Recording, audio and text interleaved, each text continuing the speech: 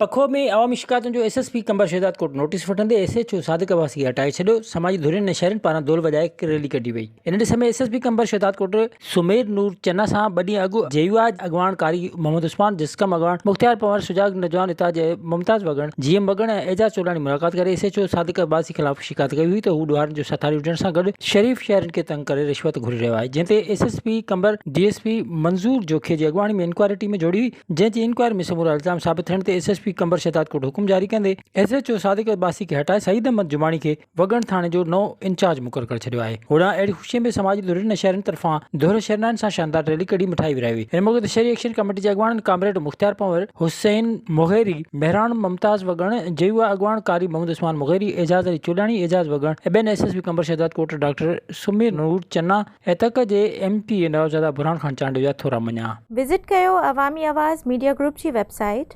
awamiawaz.pk।